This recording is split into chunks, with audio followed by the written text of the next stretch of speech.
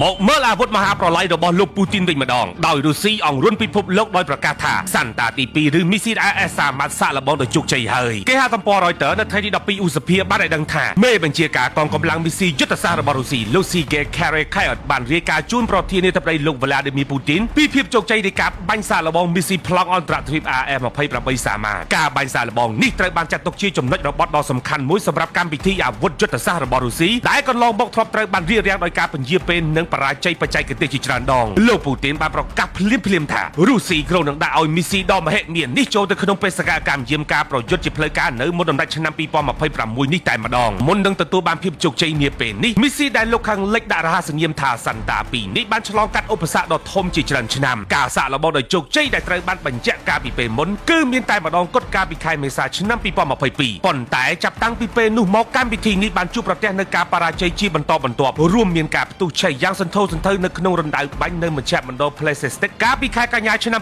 2024ដែលបានបន្សល់ទុកនៅរណ្ដៅដីទទឹងទៅដល់60ម៉ែត្ររួមទាំងភាពបរាជ័យក្នុងអំឡុងពេលបាញ់បង្ហោះចេញពីមូលដ្ឋានដាមបូរ៉ាមស្គីកាលពីខែវិច្ឆិកាឆ្នាំ2025ផងដែរការបរាជ័យទាំងនេះបានធ្វើឲ្យលោកពូទីនត្រូវតែបង្ខំចិត្តទទួលស្គាល់ជាសាធារណៈនៅចុងឆ្នាំ2025ថាអាវុធនេះមិនទាន់ត្រៀមខ្លួនរួចរាល់សម្រាប់ការដាក់ឲ្យប្រើប្រាស់នៅឡើយទេមីស៊ីល AS-28 សាមាត់គឺជាមីស៊ីប្លង់អន្តរជាតិ ICBM ប្រើអន្តររាវទៅដល់3ដំណាក់កាលនិងមានទម្ងន់បាញ់បង្ហោះទៅដល់ប្រមាណ208តោនជាមួយទៅនឹងសមត្ថភាពផ្ទុកក្បាលគ្រាប់នុយក្លេអ៊ែរបានទៅដល់10តោនវាត្រូវបានរចនាឡើងបាញ់បានចម្ងាយទៅដល់ 18000 គីឡូម៉ែត្រពោលគ្រប់ទីកន្លែងលើផែនដីតែម្ដងនិងមានសមត្ថភាពពិសេសក្នុងការហោះហើរកាត់ពោខាងត្បូងដើម្បីវាយឆ្មក់សត្រូវពីខាងក្រោយដែលជួយកាត់បន្ថយពេលវេលាប្រមានរបស់ប្រព័ន្ធការពារសត្រូវគួរបញ្ជាក់ផងដែរថា AS-28 សាមាត់បានចែកពេលអភិវឌ្ឍជិត10ឆ្នាំដែលការធ្វើតេស្តនាពេលនេះគឺមិនមានផ្ទុកក្បាលគ្រាប់នុយក្លេអ៊ែរតែមានក្បាលគ្រាប់សិប្បនិមិត្តដើម្បីធ្វើតេស្តមើលកន្លងហោះហើរនិងភាពសុក្រឹតក្នុងការវាយប្រហារគោលដៅតែម្ដងបន្ទាប់ពីធ្វើតេស្តរួចរាល់មីស៊ីលបានទម្លាក់ជា3ដំណាក់កាល